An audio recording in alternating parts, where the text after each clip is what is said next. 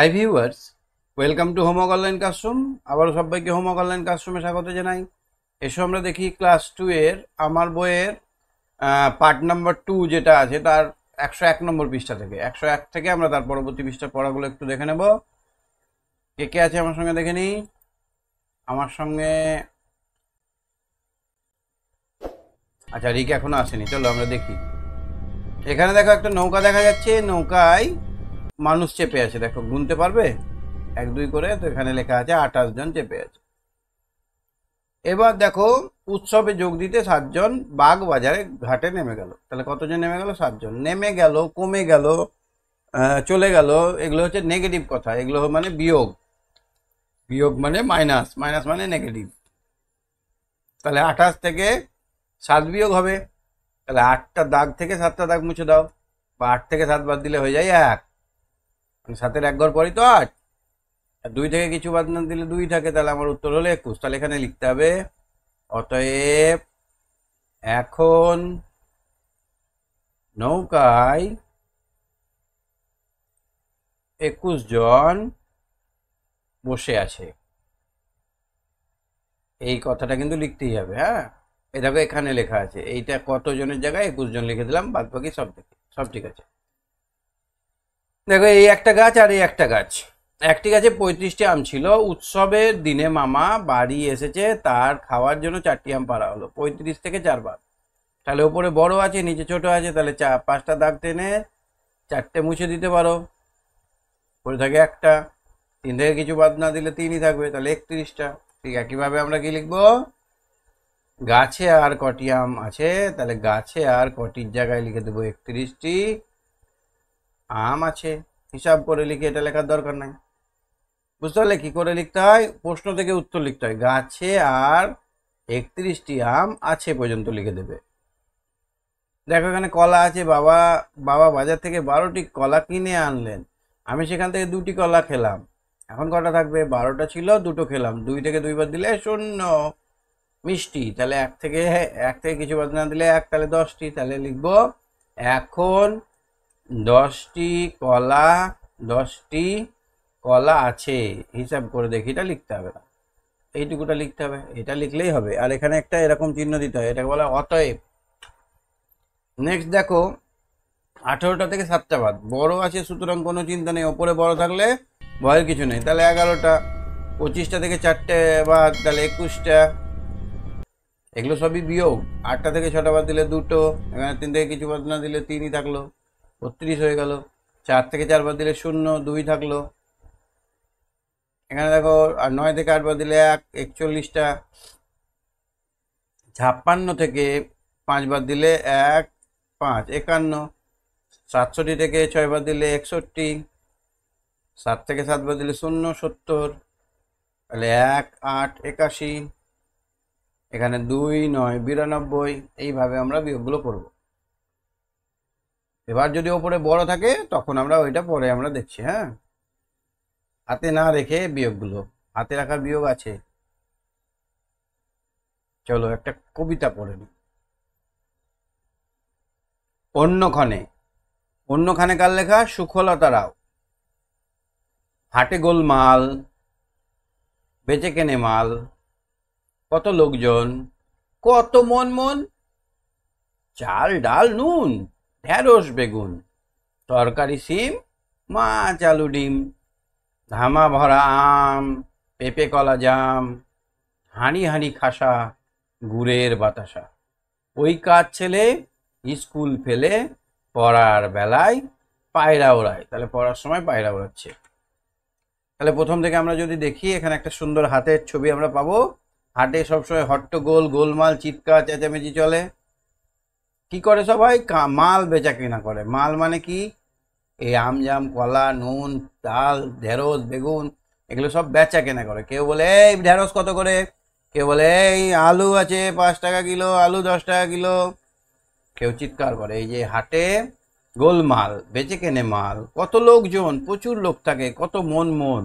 মন মন মানে কি গো? মন মানে কি? মন মানে 40 কেজি। 40 কিগ্রাতে বলা হয় 1 মন। এটা একটা ওজন মাপার একক, আগেকার দিনে ব্যবহার হতো।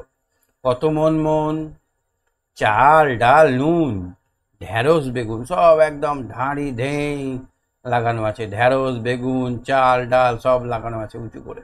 এখান থেকে 5 কেজি 10 কেজি 2 কেজি 1 কেজি নিচ্ছে।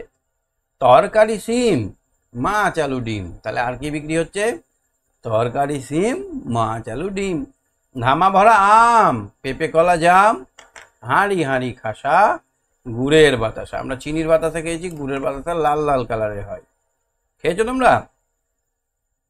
ওই কার ছেলে স্কুল ফেলে পড়ার বেলায় পায়রায় ওড়ায়।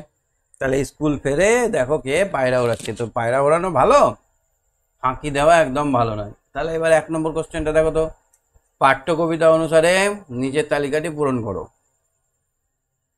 যে যে জিনিস হাটে বিক্রি হচ্ছে সবজির নাম। সবজি কি কি আছে?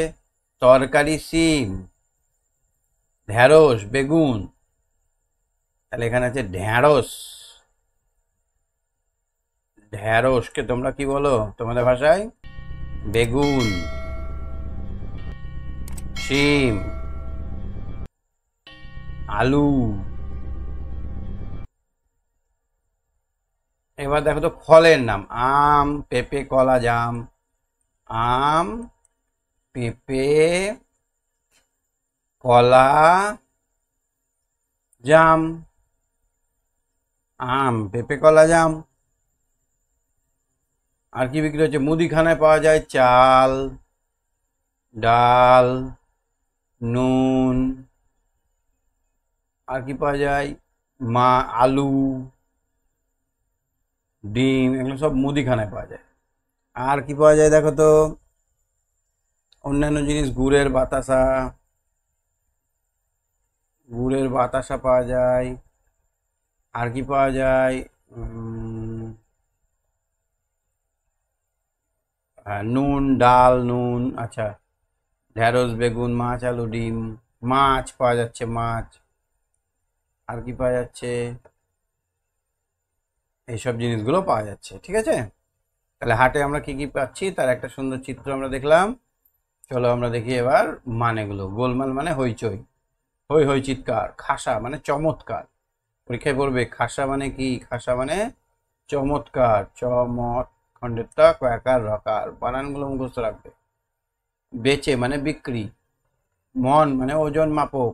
মন মানে আমি বললাম 40 কেজিতে 1 মন। ধামৌ বেতের তৈরি ধামা, বিশেষ পাত্র। ধামাটা এরকম হয়, এইরকম ঝুড়ি। এখানে বেতটাকে গোল করে জড়িয়ে জড়িয়ে এই ধামাটা বানানো হয় এরকম ভাবে। তোমাদের নিশ্চয় আছে, ধামও বলা হয় ধামা বলা হয়। সরু সরু লাঠির মতো জিনিসগুলোকে বলা হয় বেত। এই সরু সরু জিনিসগুলোকে বসিয়ে বেতের ধামাটা তৈরি করা হয়। বুঝেছ? ঠিক আছে, তাহলে আজকে 102 নম্বর পৃষ্ঠা অব্দি হলো। আর একটা পাতা করে নিই, আর এক পৃষ্ঠা করে নিই। আগে আমরা পড়েছিলাম কয়েকটা বানান, আজকে সেই বানানগুলো করবো। এখানে কি আছে? Cabbage, cabbage, CABBAGE, cabbage. এটা কি বলতো? চিল্লি, CHILLI, চিল্লি। এটা কি গো? Potato, potato, potato. এটা কি গো? এটা ব্রিঞ্জাল, BRINJAL, BRINJAL, ব্রিঞ্জাল। এখানে একটা ঘর বেশি আছে, এই জায়গাটা একটু গন্ডগোল আছে। হ্যাঁ, এটা ঠিক করে নিও। এটা এটা এখানে হবে। অনিয়ন, এটা কি? টমেটো,